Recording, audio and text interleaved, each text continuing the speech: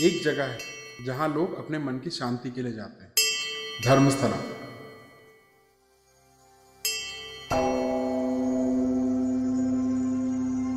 800 साल पुराना ये स्थल कर्नाटका का एक पवित्र केंद्र माना जाता है। यहाँ आने वाले लोगों को लगता है कि ये जगह सिर्फ भक्ति और इंसाफ की मिसाल है, लेकिन सोचिए, अगर मैं आपसे कहूँ कि इस पवित्र धरती के नीचे एक ऐसा राज छुपा है जो आपके रगों में खून जमा देगा। मास ग्रेव्स, असॉल्ट के शिकार, चुपचाप दफनाए हुए लोग और एक ऐसा घुटन भरा सच जो 30 साल तक दबाया गया। आज हम इस अंधेरे के दरवाजे को खोल रहे हैं।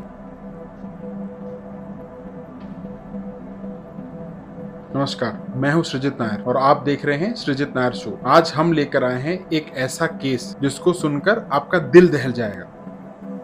एक आदमी सामने आता है, एक पुराना सफाई कर्मचारी, दलित, नाम सुरक्षा के लिए गुप्त। उसने 12 साल तक अपने दिल में एक बोझ छुपाया हुआ था और अब उसने अपनी कहानी दुनिया के सामने रख दी। The complaint he said while cleaning the Netravati river area, he started finding bodies, mostly women, some of whom appeared to have been allegedly raped and murdered.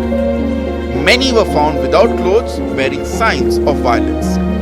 When he refused to obey, the complaint said that he was beaten and threatened. The worker said he was forced to bury bodies at various sites, sometimes even burn them using diesel. He named several influential individuals in his complaint.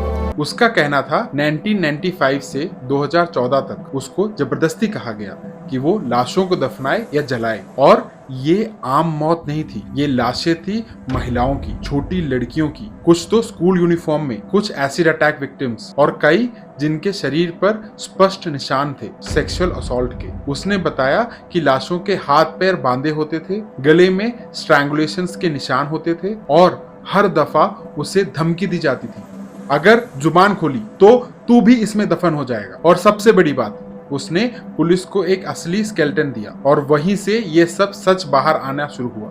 जब इस खुलासे की खबर फैल गई, कर्नाटका सरकार ने तुरंत एक स्पेशल इन्वेस्टिगेशन टीम यानी SIT बनाई। इस टीम का काम था सच को सामने लाना, चाहे कितना भी शक्तिशाली व्यक्ति क्यों ना शामिल हो। विटनेस को कोर्ट के प्रोटेक्शन में रखा गया। जब SIT ने 13 अलग अलग स्थलों पर खुदाई शुरू की, शुरू के 9 जगहों पर कुछ नहीं मिला, लेकिन फिर आया साइट नंबर 6, जहां सिर्फ 4 फुट की गहराई में हड्डी और एक पार्शियल स्केलेटन मिला। स्केलेटल रिमेन्स के पास एक लाल साड़ी मिली जिसमें घुटन के निशान थे। यह सिर्फ एक लाश का सवाल नहीं था, यह एक पूरी कहानी का पहला सबूत था। इन्वेस्टिगेशन यही नहीं रुका। कुछ ही दिन बाद एक नई लोकेशन बेंगलगुड्डे हिलॉक पर खुदाई हुई और यहाँ भी मिले कुछ हड्डी के टुकड़े और एक स्कल। फोरेंसिक टीम ने इन्हें FSL भेज दिया, जहां DNA टेस्ट से पता चलेगा कि ये किसकी लाशें थी। Dates from Dharmasthala.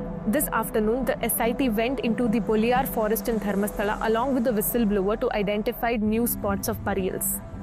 One of the spots identified today is very close to the Kalleri petrol bunk, where the whistleblower in his complaint had claimed to have buried a body of a schoolgirl back in 2010.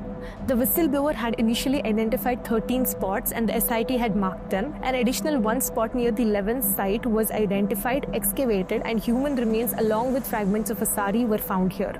ऐसे ही SIT ने बाहुबली बेटा और site 13 पे भी search किया, लेकिन वहां कुछ नहीं मिला। इसका मतलब था कि विसल ब्लोअर की हर बात लोकेशन के हिसाब से सही नहीं थी, लेकिन कुछ जगह वो 100% सही था। इसी बीच 2 नए इन्फॉर्मेंट सामने आए जिन्होंने कहा उन्होंने अपनी आंखों से बरी करते हुए देखा था। अब तक 16 अलग अलग साइट्स पर सर्च हुई और सिर्फ 2 पर रिमेन्स मिले। जब ये केस मीडिया में छा गया तो राजनीति भी शुरू हो गई। बीजेपी ने कहा ये एक साजिश है जो हिंदू धार्मिक स्थलों को बदनाम करने के लिए बनाई गई है। उन्होंने डिमांड किया कि अक्यूज्ड का नार्को टेस्ट हो। CPM ने इसका जवाब दिया, बीजेपी SIT को मिसलीड कर रहा है, यह केस पॉलिटिक्स का नहीं इंसाफ का है। इसी दौरान एक कोर्ट गैग ऑर्डर आया था कि मीडिया इस केस पर रिपोर्ट नहीं करे, लेकिन सुप्रीम कोर्ट ने इसे रिफ्यूज कर दिया, कहकर कि सच को छुपाने की बजाय उसे सामने लाना जरूरी है। लेकिन ग्राउंड पर रिपोर्टर्स और यूट्यूबर्स को धमकियां मिली, उनपे अटैक्स हुए। दलित ग्रुप्स ने